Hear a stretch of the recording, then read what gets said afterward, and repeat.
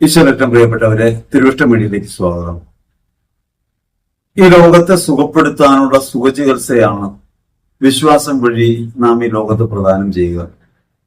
യേശുക്രിസ്തുവിൽ അഖില ലോകത്തിനും വന്ന ശാന്തിയും സമാധാനവും രക്ഷയും ആനുകാലിക ലോകം അനുഭവിക്കേണ്ടത് ക്രിസ്തുവിന്റെ തുടർച്ചയായ നമ്മുടെ ജീവിതത്തിലൂടെയാണ്. നമ്മുടെ വിശ്വാസം കേന്ദ്രീകൃതമാകുന്നത് നിയമാനുഷ്ഠാനത്തിലല്ല എന്ന കാര്യം നമുക്ക് ബോധ്യം ഉണ്ടാവണം. വിശുദ്ധ ലൂക്കാസ് സുവിശേഷത്തിൽ 9-ാം അധ്യായത്തിൽ 37 മുതൽ തിരുവചനങ്ങളിൽ പിശാചുബാധിതനായ ഒരു ബാലനെ സുഖപ്പെടുത്തുന്ന സംഭവം വിവരിക്കുന്നുണ്ട്. എന്താണ് യേശുവിന്റെ സൗഖ്യപ്രവർത്തികളിലൂടെ വെളിപ്പെട്ടത് എന്ന് ആദ്യം അറിയണം. സാധാരണഗതിയിൽ ക്രിസ്തുവിന് കരുണ തോന്നി അവൻ സുഖപ്പെടുത്തി, അവൻ കാരുണ്യവാനാണ്, അതുകൊണ്ട് സുഖപ്പെടുത്തുന്നവനാണ് എന്ന ധാരണയാണ് നമുക്കുള്ളത്. അങ്ങനെ ലോകത്ത് കുറച്ചു പേരെയൊക്കെ സുഖപ്പെടുത്തി കടന്നുപോയ ഒരാളായി ക്രിസ്തുവിനെ ചിത്രീകരിക്കാൻ നമുക്ക് എളുപ്പവുമാണ്. വാസ്തവത്തിൽ ലോകത്തെ സുഖപ്പെടുത്തുന്നതിലൂടെ ക്രിസ്തു വെളിപ്പെടുത്തുന്നത് തന്റെ അർപ്പണം വഴി അഖില ലോകവും വിമോചനം പ്രാപിക്കുന്നുവെന്നാണ്, രക്ഷ കൈവരിക്കുന്നുവെന്നാണ്. ആ രക്ഷയും സൗഖ്യവും അന്ന് അടയാളപ്പെടുത്താൻ വേണ്ടിയാണ് യേശു സൗഖ്യ അനുഭവങ്ങൾ പകർന്നു നൽകുന്നത്. ക്രിസ്തുവിനോട് കൂടെയായിരിക്കുന്ന ശിഷ്യന്മാർ ക്രിസ്തുവിന്റെ പ്രവൃത്തിയുടെ രഹസ്യം തിരിച്ചറിഞ്ഞു എന്ന് പറയാനാവില്ല. നമുക്കും അങ്ങനെയാണ്.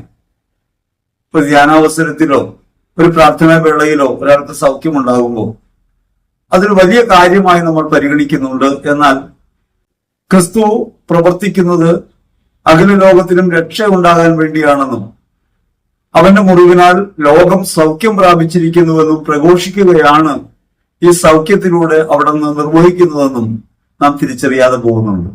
അതുകൊണ്ട് സൗഖ്യത്തിൽ ശ്രദ്ധ കേന്ദ്രീകരിക്കുന്നു, ആ സൗഖ്യം ലഭിച്ചതിനെ കുറിച്ച് സന്തോഷിക്കുന്നു, ദൈവത്തെ മഹത്വപ്പെടുത്തുന്നു. പക്ഷേ യഥാർത്ഥത്തിൽ ക്രിസ്തുവിൽ എങ്ങനെയാണ് ലോകം സൗഖ്യം പ്രാപിച്ചത് എന്ന പരമാർത്ഥം നാം വിട്ടുകളയുകയും ചെയ്യുന്നു. നമ്മുടെ വിശ്വാസം ലോകത്തെ സുഖപ്പെടുത്താൻ വേണ്ടിയുള്ള ഒരു ചികിത്സാ രീതിയായി കാണണം. ലോകം അന്ധകാരത്തിലാണ്, ആകുലതയിലാണ്, വ്യഥകളിലാണ്. അപ്രകാരം വ്യഥകളിലും രോഗങ്ങളിലും അസ്വസ്ഥതകളിലും കഴിയുന്ന സമൂഹത്തിന് ക്രിസ്തുവിന്റെ പ്രകാശം പകർന്നു കൊടുക്കുക എന്നത് ഒരു ദൗത്യമായി ഹൃദയത്തിനകത്ത് നമുക്ക് തിരിച്ചറിയാൻ പറ്റണം.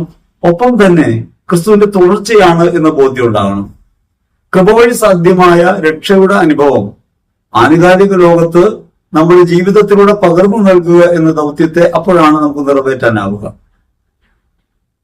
യേശു പിശാചുബാധിതനായ ബാലനെ സുഖപ്പെടുത്തുന്നതിന് മുൻപ് ഈ പിശാചുബാധിതനായ ബാലന്റെ പിതാവ് ശിഷ്യന്മാരെ സമീപിക്കുന്നുണ്ട്. അയാൾ യേശുവിനോട് പരാതി പറയുന്നത്, ഞാൻ ഇവരെ സമീപിച്ചു, ഇവർക്ക് സൗഖ്യപ്പെടുത്താൻ കഴിഞ്ഞില്ല എന്നാണ്. യേശുവിനോടൊപ്പമുള്ളവർ യേശുവിന്റെ ഭാഗമാണ് എന്ന ധാരണ ഈ പിതാവിനുണ്ട്. പക്ഷേ ശിഷ്യർക്ക് അത് വേണ്ടുവോളം ഇല്ല എന്ന് വേണം കരുതാൻ. അതുകൊണ്ടാണ് ക്രിസ്തു പറയുന്നത്, വിശ്വാസമില്ലാത്ത വഴിപിഴച്ച തലമുറയെ എത്ര നാൾ ഞാൻ നിങ്ങളുടെ കൂടെ ഉണ്ടായിരിക്കും. ഭൗതികമായ ലോകത്ത് ക്രിസ്തുവിന്റെ സാന്നിധ്യം തിരിച്ചറിയാൻ കഴിയുമ്പോഴും അവൻ അത്ഭുതങ്ങളും അടയാളങ്ങളും പ്രവർത്തിക്കുമ്പോഴും അവന്റെ ഭാഗമാണ് തങ്ങളെന്നും അവന്റെ പ്രവൃത്തിയുടെ തുടർച്ചയാണ് തങ്ങളോട് നിറവേറേണ്ടതെന്നും വിശ്വസിക്കാനോ മനസ്സിലാക്കാനോ കഴിയാതെ പോയ ശിഷ്യരെയാണ് ക്രിസ്തു ശാസിക്കുന്നത്. അങ്ങനെയെങ്കിൽ ആനുകാലിക ലോകത്ത് ക്രിസ്തുവിന് പ്രകാശം പകർന്നവരായി വിളിക്കപ്പെട്ട നമ്മൾ, മറ്റുള്ളവർക്ക് സൗഖ്യവും സമാധാനവും പകർന്നു കൊടുക്കാൻ വിളിക്കപ്പെട്ട നമ്മൾ, രക്ഷാനുഭവത്തെ പകർന്നു കൊടുക്കാനാവാതെ സ്വന്തം താല്പര്യങ്ങളിൽ കുടുങ്ങിപ്പോകുമ്പോൾ നമ്മെക്കുറിച്ച് അവിടുന്ന് എന്താണ് പറയാനിടയുള്ളത് എന്ന് ആലോചിക്കണം. വിശ്വാസം ലോകത്തെ സുഖപ്പെടുത്താനുള്ള ഒരു ഉപകരണമായി അല്ലെങ്കിൽ ഒരു മാർഗമായി തിരിച്ചറിയാൻ പറ്റണം. ഞാൻ വിശ്വസിക്കുന്നത് കൊണ്ട് എന്റെ ജീവിതം രക്ഷ പ്രാപിക്കുന്നുവെന്നല്ല, ഞാൻ ക്രിസ്തുവിനെ വിശ്വസിക്കുകയും അനുഗമിക്കുകയും ചെയ്യുന്നത് കൊണ്ട് ലോകത്തിന് രക്ഷ പകർന്നു കൊടുക്കാൻ എനിക്ക് ബാധ്യതയുണ്ടെന്നും ലോകത്തിൽ സമാധാനം സ്ഥാപിക്കാൻ എന്നെ അവിടെ നിന്ന് നിയോഗിച്ചിട്ടുണ്ടെന്നും തിരിച്ചറിയാൻ പറ്റണം. യേശുവിന്റെ തുടർച്ചയാണ് നമ്മുടെ ജീവിതമെന്ന ബോധ്യം നമ്മെ ഭരിക്കാത്തിടത്തോളം കാലം നമുക്ക് ക്രിസ്തുവിന്റെ പ്രവൃത്തികളുടെ തുടർച്ചയാവാനോ ലോകത്തിന് സൗഖ്യാനുഭവം പകർന്നു കൊടുക്കാനോ കഴിയില്ല. യേശു കുരിശിൽ മരിക്കുമ്പോൾ തന്റെ കുരിശുമരണത്തിലൂടെ ആനുകാലിക ലോകത്തിന് പ്രദാനം ചെയ്ത രക്ഷയെ സംബന്ധിച്ച് വ്യക്തമായ ബോധ്യം നമുക്കുണ്ടാകണം. യേശു എങ്ങനെയാണ് ഈ രക്ഷ സാധ്യമാക്കിയത്? തന്റെ ജീവാർപ്പണം വഴി എങ്ങനെയാണ് അഖിലലോകവും മോചിക്കപ്പെട്ടത് എന്നത് അഖിലലോകവും മോചിക്കപ്പെട്ടത് എന്നത് വ്യക്തമായ ധാരണയോടെ തിരിച്ചറിയുമ്പോൾ മാത്രമേ നമ്മുടെ ജീവിതം ക്രിസ്തുവിനെ പേറുന്നതായി പ്രകാശം വരുത്തുന്നതായി മാറും. വിശ്വാസം കേവല താല്പര്യങ്ങൾ സംരക്ഷിക്കാനുള്ള ഒരു ഉപാധിയായി തെറ്റിദ്ധരിക്കപ്പെട്ടൊരു കാലത്താണ് നമ്മൾ ജീവിക്കുന്നത്. വിശ്വാസിയാണ്, അതുകൊണ്ട് പ്രാർത്ഥിക്കുന്നു, കാര്യങ്ങൾ നടക്കുന്നു എന്ന കേവലത്വത്തിലാണ് ഒതുങ്ങുന്നതെങ്കിൽ, ലളിതയുക്തിയിലാണ് ഒതുങ്ങുന്നതെങ്കിൽ യഥാർത്ഥത്തിൽ വിശ്വാസത്തിന്റെ വഴിയിൽ നിന്ന് നാം ഏറെ അകലെയാണ്. ക്രിസ്തു നമ്മിൽ വസിക്കുകയും നമ്മളിലൂടെ പ്രവർത്തിക്കുകയും അവന്റെ തുടർച്ചയായ പ്രവർത്തനങ്ങൾ ആനുകാലിക ലോകത്ത് മറ്റുള്ളവർക്ക് സൗഖ്യമായി മാറുകയും ചെയ്യുന്നു എന്ന ബോധ്യം ഹൃദയത്തിൽ ഉറയ്ക്കണം. അങ്ങനെ ഉറയ്ക്കണമെങ്കിൽ വിശ്വാസത്തെ സംബന്ധിച്ച് വ്യക്തമായ ധാരണ നമുക്കുണ്ടാകണം. വിശ്വാസത്തെക്കുറിച്ച് യേശുവിന്റെ ജീവിതകാലത്തുണ്ടായിരുന്ന ധാരണ നിയമാനുഷ്ഠാനത്തിന്റെ വഴിയാണ് വിശ്വാസത്തിൻ്റെതെന്ന്. നിയമം അനുഷ്ഠിക്കുന്നതിലൂടെ വിശ്വാസം പ്രാപിക്കാൻ കഴിയും. വിശ്വാസത്തിന്റെ അടയാളമായിട്ട് നിയമാനുഷ്ഠാനത്തെ കാണുന്നു. നമ്മളെന്നും ആചാരങ്ങൾ എങ്ങനെ കാണുന്നുണ്ട്? ആചാരാനുഷ്ഠാനങ്ങളിൽ പങ്കുചേരുന്നവരാണ്, ക്രൈസ്തവ നാമം ധരിക്കുന്നവരാണ്, ജീവിക്കുന്ന വേളയിലൊക്കെ യേശുവിനെ പ്രഘോഷിക്കുന്നതിന്റെ മാർഗമാണ് ഇതൊക്കെ എന്ന് നമ്മൾ തെറ്റിദ്ധരിക്കും. നമ്മുടെ ജീവിത പ്രവർത്തികളിൽ, പ്രയോഗത്തിൽ എങ്ങനെയാണ് ക്രിസ്തുവിനെ നമുക്ക് അനുഭവപ്പെടുത്താൻ കഴിയുന്നത്? അത് ആചാരത്തിലൂടെ, അനുഷ്ഠാനത്തിലൂടെ അല്ല.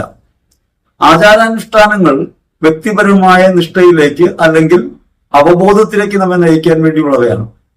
ഒരാചാരം നമ്മുടെ ജീവിതത്തിൽ നാം സ്വീകരിക്കുമ്പോൾ ഈ വഴി ക്രിസ്തുമാർഗമാണ് എന്ന് തെറ്റിദ്ധരിക്കരുത്. ഈ ആചാരത്തിനകത്തുള്ള അകക്കാമ്പിനെ ക്രിസ്തുമാർഗമായി നമുക്ക് സ്വീകരിക്കാൻ പറ്റണം. ഗലാത്യ ലേഖനം അത് ഓർമ്മപ്പെടുത്തുന്നുണ്ട്. അബ്രഹാമിന്റെ വിശ്വാസത്തിന്റെ അടയാളമായി പരിഗണിക്കപ്പെടുന്നു. അബ്രഹാം എങ്ങനെയാണ് വിശ്വസിച്ചത്? അബ്രഹാം വിശ്വസിച്ചത് ദൈവത്തിന്റെ വഴിയിലൂടെ ചരിക്കാൻ ഹൃദയത്തെ സജ്ജമാക്കുകയാണ്. പിതൃഭവനത്തിൽ നിന്ന്, നാട്ടിൽ നിന്ന് പരദേശിയായി വിളിക്കപ്പെടുന്ന അബ്രഹാം ദൈവം കാട്ടിക്കൊടുക്കാൻ ഉദ്ദേശിക്കുന്ന ഒരു സ്ഥലത്തെ കുറിച്ച് വ്യക്തമായ ധാരണയൊന്നുമില്ലാതെ അവന്റെ പിന്നാലെ ഇറങ്ങി പുറപ്പെടാൻ തയ്യാറാകും. സ്വന്തം ജീവിതത്തിന്റെ സുരക്ഷിതത്വത്തെ, സ്വന്തം ജീവിതത്തിന്റെ ഭാവിയെ സംബന്ധിച്ചുള്ള പ്രതീക്ഷകളെ ദൈവത്തിൽ അർപ്പിക്കാൻ മനസ്സ് കാണിക്കുകയാണ് അബ്രഹാം. അതൊരു ചെറിയ കാര്യമല്ല. വിശ്വാസ ജീവിതത്തിലായിരിക്കുന്ന നമുക്ക് ക്രിസ്തുവിനെ അനുഗമിക്കുന്നു എന്ന് പറയുമ്പോഴും അനുഷ്ഠാനങ്ങളിലും ആചാരങ്ങളിലും ഒക്കെ പങ്കുചേരുമ്പോഴും ക്രിസ്തുമാർഗത്തിൽ ഇപ്രകാരം പുരോഗമിക്കാൻ കഴിയുന്നില്ല. എന്റെ ഭാവിയെ സംബന്ധിച്ച് തീരുമാനമെടുക്കാൻ, എന്റെ ജീവിതത്തിന്റെ മുന്നോട്ടുള്ള പ്രയാണത്തെ എനിക്ക് ലക്ഷ്യത്തിലെത്തിക്കാൻ ക്രിസ്തുവാണ് ആവശ്യം, അല്ലെങ്കിൽ ക്രിസ്തുവിലൂടെയാണ് അത് സാധ്യമാവുക. എനിക്ക് സ്വന്തമായി ഒരു താല്പര്യമില്ല, സ്വന്തമായി ഒരു പദ്ധതിയില്ല. അത് ക്രിസ്തുവിന്റെ പദ്ധതിയാണെന്ന് പറയാൻ വിശ്വാസിയായി നമുക്ക് കഴിയുന്നില്ല. ഇതൊരു അപകടം പിടിച്ച കാര്യമാണ്. നമ്മുടെ ജീവിതം ക്രിസ്തുമാർഗത്തിലാണെന്ന് പറയുമ്പോൾ ക്രിസ്തു എപ്രകാരമാണ് ലോകത്തിന് വേണ്ടി സ്വയം അർപ്പിച്ചത് എന്നത് ഈ ലോകത്ത് നമ്മുടെ ജീവിതം വഴി വെളിപ്പെടും.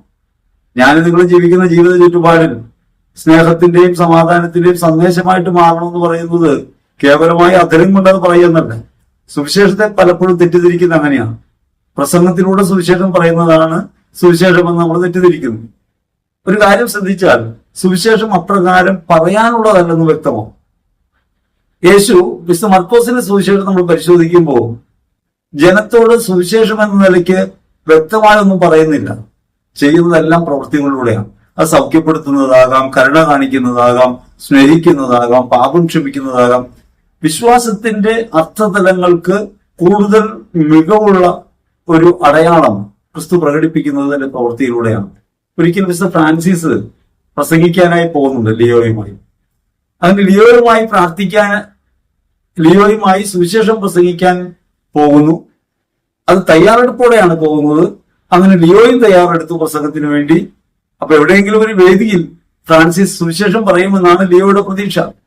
അങ്ങനെ അവര് നഗരത്തിലൂടെ ചുറ്റി സഞ്ചരിക്കുന്നു, ഒട്ടനവധി സ്ഥലങ്ങളിലൂടെ കടന്നു പോകുന്നു. ഫ്രാൻസിസ് എങ്ങും നിൽക്കുന്നില്ല.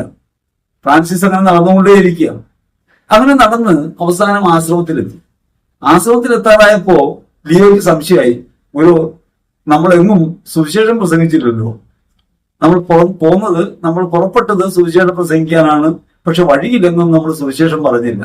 അപ്പൊ ഫ്രാൻസിസ് പറഞ്ഞു, ഞാൻ ആവോളം പറഞ്ഞു കഴിഞ്ഞു, നീ അത് അറിഞ്ഞില്ലെന്നാണ്. നമ്മൾ സുവിശേഷം എന്നതിനെ കാണുന്നത് കേവലം വാചകങ്ങൾ കൊണ്ടുള്ള കസർത്തായിട്ടാണ്.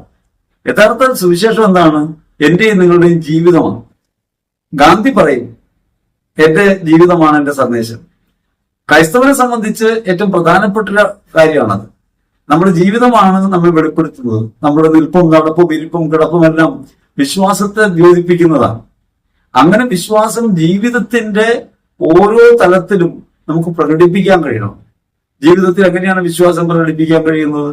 ഒന്ന്, നമ്മളിപ്പോഴും ശാന്തരല്ല. നമ്മുടെ ജീവിതാനുഭവങ്ങളെ സംബന്ധിച്ച് ആകുലപ്പെടുകയും അസ്വസ്ഥപ്പെടുകയും ചെയ്തുകൊണ്ടിരിക്കുന്നത് നമുക്ക് വിശ്വാസത്തിലാണെന്ന് പറയാൻ സാധ്യമല്ല. നമ്മുടെ ജീവിതത്തിന്റെ ഓരോ നിമിഷവും അസ്വസ്ഥപ്പെട്ടു പോകുന്നുണ്ട്. അതിനർത്ഥം നാം സുവിശേഷത്തിനായി തീർന്നിട്ടില്ലെന്നാണ്. സുവിശേഷം യേശുവാണ്. അതിനേക്കാൾ കൂടുതലായി ഒന്നും പറയാനില്ല. യേശുവാണ് സുവിശേഷമെന്ന ധാരണ ഹൃദയത്തിൽ ഉറയ്ക്കുകയും ആ സുവിശേഷമാകുന്ന ക്രിസ്തു എന്നിൽ വസിക്കുന്നുവെന്നും എന്റെ ജീവിത പ്രയോഗങ്ങൾ, ഓരോ പ്രവൃത്തികളും ക്രിസ്തുവിനെ വെളിപ്പെടുത്തുന്നതായി മാറുകയും ചെയ്യുമ്പോഴാണ് ഞാൻ സുവിശേഷം പ്രഘോഷിക്കുന്ന ആളായിട്ട് മാറുക. ജീവിതത്തിൽ പരിമിതിയുള്ളവരാണ് നമ്മൾ. ക്രിസ്തുവിനെ അനുഗമിക്കാനും അനുകരിക്കാനും ഒക്കെ നമുക്ക് ബുദ്ധിമുട്ടാണ്. യേശുവിന്റെ വഴിയിലൂടെ സഞ്ചരിക്കാൻ ബുദ്ധിമുട്ടാണ്. അവിടെ അനുതാപത്തോടെയുള്ള ഒരു ജീവിതം നമുക്കുണ്ടാകണം. ക്രിസ്തുവുമായി നമുക്കുള്ള അകലത്തെ തിരിച്ചറിയുകയും അനുതാപത്തോടെ ജീവിക്കുകയും ചെയ്യുമ്പോഴും എന്റെ ജീവിതത്തിന്റെ ഓരോ നിമിഷവും സുവിശേഷമായി മാറേണ്ടതുണ്ട്. അല്ലെങ്കിൽ സുവിശേഷം കൊടുക്കുന്നതാണ് എന്റെ ജീവിതത്തിന്റെ ധർമ്മമെന്ന് ഞാൻ തിരിച്ചറിയണം. തിരിച്ചറിയാതെ പോകുമ്പോൾ ഒക്കെ സംഭവിക്കുന്നത് എന്താ? നമ്മൾ സാധാരണ ജീവിതം വേറെ ജീവിക്കുന്നു, വിശ്വാസത്തിൽ നമ്മൾ വേറെ തലത്തിൽ കാണുന്നു. വിശ്വാസം എന്നത് ഇപ്രകാരം മാറ്റിവെക്കാനുള്ള, ചിന്തിക്കാനുള്ള ഒരു ആശയ പദ്ധതിയായി തെറ്റിദ്ധരിക്കപ്പെടുന്നു. അല്ലെങ്കിൽ അനുഷ്ഠാനങ്ങളിലൂടെ, ആചാരങ്ങളിലൂടെ ഒക്കെ നിവൃത്തിയാക്കേണ്ട ഒരു കാര്യമായിട്ട് വിശ്വാസത്തെ നാം പരിഗണിക്കുന്നു. ഇവിടെ ജീവിതത്തിനകത്ത് പ്രയോഗ വഴിയായി മാറേണ്ട വിശ്വാസം തരം താഴ്ത്തപ്പെടുകയാണ്. അതുകൊണ്ടാണ് ക്രിസ്തു പറഞ്ഞത്, വഴിപിഴച്ച തലമുറ എത്ര നാൾ ഞാൻ നിങ്ങളോട് കൂടെ ഉണ്ടായിരിക്കും.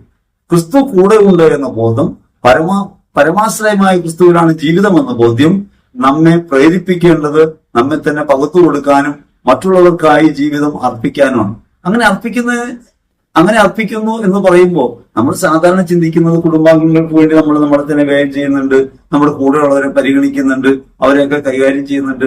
ഇതാണ് വിശ്വാസത്തിന്റെ പ്രവൃത്തി എന്നാണ്. വാസ്തവത്തിൽ നമുക്കുള്ള കടമ ലോകത്തുള്ള ഓരോ മനുഷ്യനോടുമാണ്. ആ ഓരോ മനുഷ്യനോടും ഒരു കടമയുണ്ട്. ഓരോ മനുഷ്യനും സൗഖ്യം കൊടുക്കേണ്ടതുണ്ട്, ഓരോ മനുഷ്യനും വെളിച്ചം കൊടുക്കേണ്ടതുണ്ട് എന്നതായി മാറുമ്പോൾ സങ്കുചിതമായ വ്യക്തിബന്ധങ്ങളെക്കാൾ ഉപരിയായ ഒരു ലോകബോധത്തിലേക്ക് നമുക്ക് വരേണ്ടി വരും. വിശ്വാസം ലോകം മുഴുവനും, അഖില ലോകവും രക്ഷപ്രാപിക്കാനുള്ളതാണ്. സകല മനുഷ്യരും രക്ഷപ്രാപിക്കാൻ എന്റെ ജീവിതത്തെ എങ്ങനെ എനിക്ക് ക്രിസ്തുവിൽ നവീകരിക്കാൻ കഴിയുമെന്നതിനെ കുറിച്ചാണ് നമുക്ക് ധാരണ വേണ്ടത്. ഇത് അനുഷ്ഠാനത്തിലൂടെ, ആചാരത്തിലൂടെ സാധ്യമാകുന്ന കാര്യമല്ല. ആ അടയാളപ്പെടുത്തൽ യഥാർത്ഥത്തിൽ ക്രിസ്തുവിനെ അവമതിക്കാനാണ് പലപ്പോഴും ഉപകരിക്കപ്പെട്ടിട്ടുള്ളത്. നമ്മൾ വിശ്വാസിയാണെന്ന് പറയുന്നു, ദേവാലയത്തിൽ പോകുന്നു, അനുഷ്ഠാനങ്ങളിൽ പങ്കെടുക്കുന്നു, നിയമം പാലിക്കുന്നതാണ് നമ്മുടെ ജീവിത ധർമ്മം എന്ന് പറയുന്നു. ഇതൊക്കെ പറയുമ്പോഴും ജീവിതം വേറൊരു വഴിക്ക് ഒഴുകുകയും ചെയ്യുന്നു. അതായത് വിശ്വാസം പ്രകടമായ അടയാളങ്ങൾ ബാഹ്യമായി നിലനിർത്തുന്നു, ആന്തരികമായി അതിന്റെ ചൈതന്യം പലപ്പോഴും നഷ്ടപ്പെട്ടു പോകുന്നു.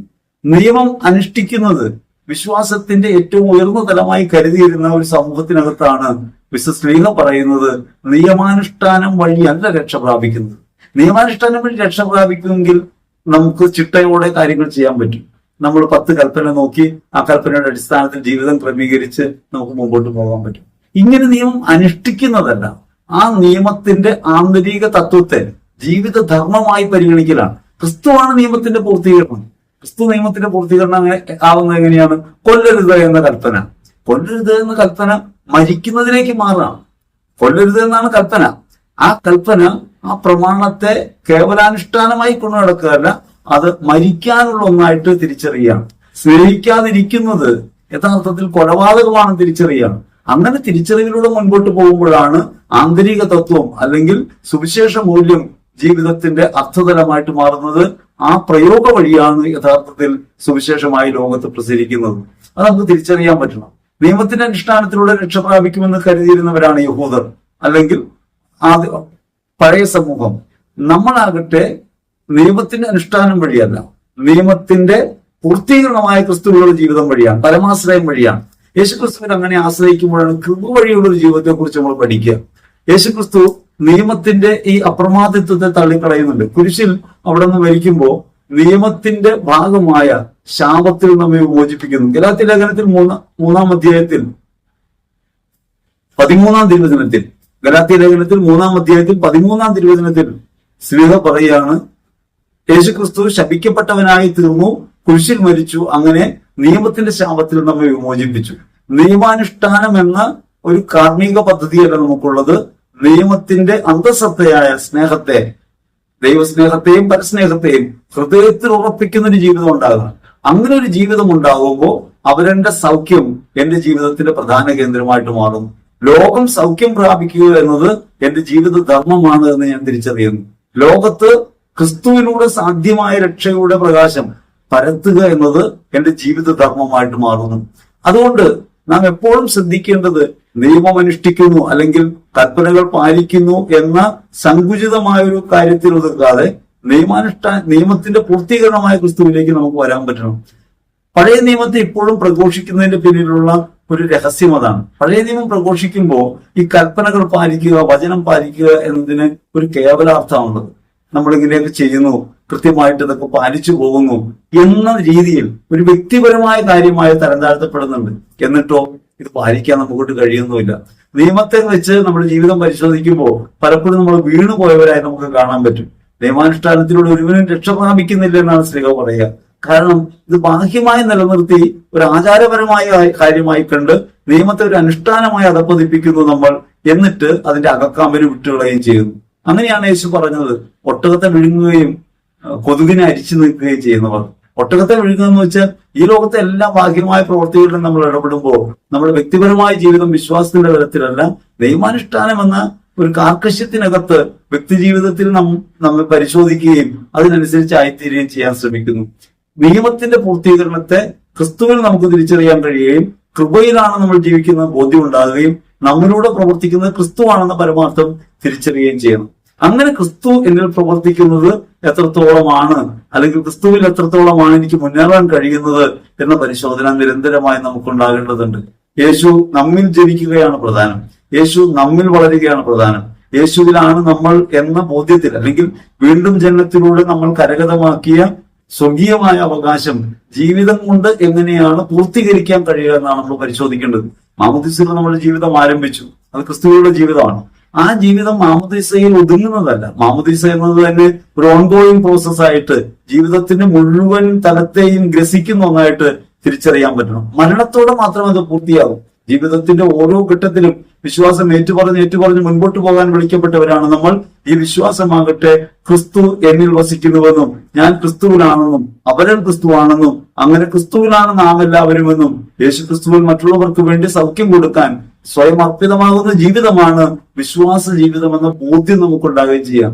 അങ്ങനെ വരുമ്പോഴാണ് വ്യക്തിപരമായ താല്പര്യങ്ങളെ നമുക്ക് ഉപേക്ഷിക്കാൻ പറ്റും. നമ്മുടെ സുഖഭോഗങ്ങളെ സംബന്ധിച്ച താല്പര്യങ്ങളെ കൈവിടാൻ പറ്റും. നമ്മുടെ ജീവിതത്തിന്റെ ലക്ഷ്യം നമ്മുടെ എന്തെങ്കിലും നേട്ടമാകാതെ നമ്മുടെ നഷ്ടപ്പെടുത്തലായി നമുക്ക് തിരിച്ചറിയാൻ പറ്റും. അവനവനെ നഷ്ടപ്പെടുത്തുകയും അവരനെ ജീവനാകുകയും ചെയ്യുന്ന പരമമായ പ്രവൃത്തിയിലേക്ക് നമ്മെ എടുത്തു വയ്ക്കാനാണ് ക്രിസ്തു നമ്മോട് പറയുന്നത്. അപ്രകാരം ഒരു ജീവിതം നയിക്കാൻ നമുക്ക് പറ്റുന്നുണ്ടോ, യേശു നമ്മിൽ രൂപീകൃതമായിട്ടുണ്ടോ എന്നതിനെ സംബന്ധിച്ച് നിരന്തരമായ പര്യാലോചന നാം നടത്തേണ്ടതുണ്ട്.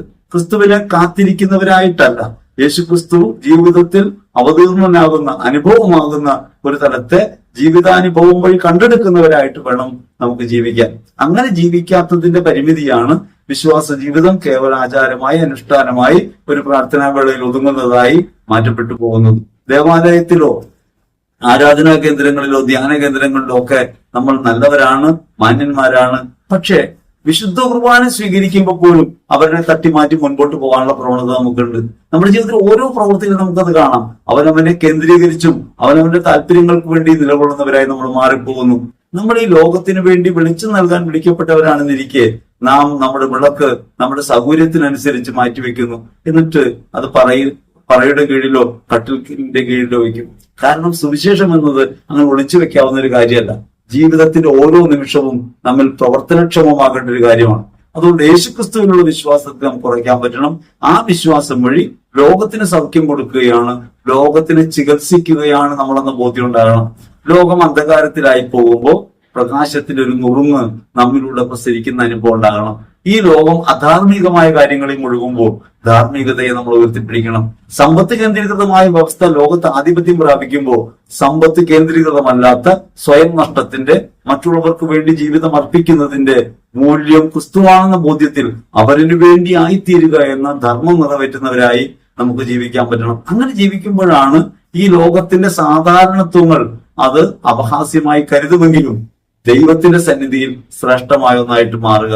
ശിരറ്റം പ്രിയപ്പെട്ടവരെ, നമ്മൾ അങ്ങനെ ക്രിസ്തുവിൽ ആയിത്തീരാൻ വിളിക്കപ്പെട്ടവരാണ്, ക്രിസ്തുവിന്റെ പരിമളമായി തീരേണ്ടവരാണ്. 2 കൊരിന്ത്യർ ലേഖനത്തിൽ 2-ാം അധ്യായത്തിൽ 15-ാം തിരുവചനം പറയും, ഞങ്ങൾ ക്രിസ്തുവിന്റെ പരിമളമാണ്. എങ്ങനെ? രക്ഷിക്കപ്പെട്ടവർക്കും ശിക്ഷിക്കപ്പെട്ടവർക്കും ദൈവസന്നിധിയിൽ ക്രിസ്തുവിന്റെ പരിമളം. അങ്ങനെ ക്രിസ്തുവിന്റെ പരിമളമായി ജീവിക്കാൻ, ലോകത്തിന് സമാധാനം കൊടുക്കുന്നവരായി മാറാൻ ക്രിസ്തു എന്നിൽ ഇനിയും ജനിക്കേണ്ടതുണ്ട്, അല്ലെങ്കിൽ ക്രിസ്തുവിൽ ഞാൻ വീണ്ടും ജനിക്കേണ്ടതുണ്ട്, ജനനത്തിന്റെ പരിപൂർണതയിലേക്ക് ഞാൻ എത്തേണ്ടതുണ്ട്, അങ്ങനെ വളർച്ച പ്രാപിക്കേണ്ടതുണ്ട് എന്നൊരു ബോധ്യം നമുക്കുണ്ടാകണം. അതല്ലെങ്കിൽ നമ്മെ സംബന്ധിച്ച് ക്രിസ്തു പറയാനിടയുള്ളത് വഴിപിഴച്ച തലമുറ എന്നാണ്. കാരണം അടയാളങ്ങൾ തേടുകയും അത്ഭുതങ്ങൾക്ക് വേണ്ടി കാത്തിരിക്കുകയും ജീവിതം സൗഭാഗ്യപൂർണമാക്കാൻ ക്രിസ്തുവിനെ ആശ്രയിക്കുകയും ചെയ്യുന്നവരായി നമ്മൾ മാറുമ്പോൾ യഥാർത്ഥത്തിൽ നമ്മൾ വിശ്വാസത്തിൽ നിന്ന് വ്യതിചലിക്കുകയാണ്, വഴിപിഴച്ചവരായി മാറുകയാണ്. വഴി ക്രിസ്തുവാണ്. ആ ക്രിസ്തുവിന്റെ വഴി കാൽവരി മലയിലേക്കുള്ളതാണ്, കുരിശു മുക്കുന്നതാണ്, പീഡ സഹിക്കുന്നതാണ്, അങ്ങനെ സ്വയാർപ്പണത്തിൻ്റെതാണ്. ഈ സ്വയാർപ്പണത്തിന്റെ വഴി നഷ്ടപ്പെട്ടു പോകാതിരിക്കാൻ, നിരന്തരമായി ക്രിസ്തുവോന്മുഖമായ ഒരു ജീവിതം നയിക്കാൻ, അപരോന്മുഖമായ ജീവിതം നയിക്കാൻ ഞങ്ങളെ ബലപ്പെടുത്തണമേ എന്ന് ഹൃദയപൂർവ്വം നമുക്ക് പ്രാർത്ഥിക്കാം. ദൈവം നമ്മെ അനുഗ്രഹിക്കട്ടെ. ആമേൻ.